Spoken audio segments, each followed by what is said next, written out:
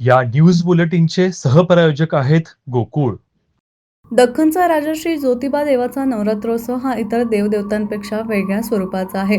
त्याला आध्यात्मिक आणि शास्त्रांचा आधार आहे. ज्योतिबा डोंगरावर नवरात्रोत्सवात श्रींच्या वेगवेगळ्या सोहन कमल पाकळ्यातील महापूजा बांधल्या जातात. वैशिष्ट्यपूर्ण आणि परंपरा जपणारं वेगळेपण नवरात्रोत्सवात पाहायला मिळतं.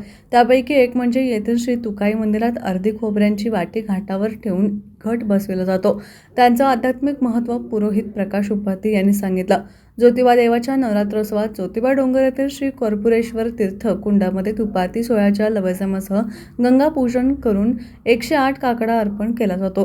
गंगा पूजन करण्याची परंपरा आज सगळ्यात सुरू आहे. ज्योतिबाच्या नावाने चांगलं घटस्थापना म्हणजे केदारनाथापासून घटस्थापना जी होते, केदारनाथ नंतरनं तुमची यमाई देवीच्या मंदिरामध्ये बसल्यानंतरनं ही आदिशक्ती तुकाई देवीच्या मंदिरामध्ये हा घट बसला जातो. इतर घटावर तर पूर्ण नारळ आणि ह्या घटावरती फक्त ही खोबऱ्याची अर्धी वाटी का की हे अर्धं पीठ असल्याकारणानं ह्या तुकाईच्या मंदिरमध्ये हे असा घट बसवला जातो. आणि हा घट बसवला की गावातील घट बसवण्यासाठी सर्वांना परवानगी तुम्हाला मिळते.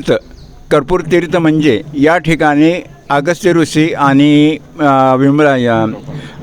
लोपामुद्रा यांनी 3 दिवस तपश्चर्या केली. त्या तपश्चर्याचं फळ म्हणून शंकर प्रसन्न झाले. ते कापरासारख्या शुभ्र अगदी स्फटिकासारख्या रूपामध्ये म्हणून कर्पूर तीर्थ हे नाव दिलं गेलं. आणि त्याचं गंगा ज्या ठिकाणी अगस्ती त्या ठिकाणी गंगा प्रकट होते म्हणून ह्या गंगा पूजन यावेळेला 108 वातीचा काकडा ओवाळून अर्पण केला जातो.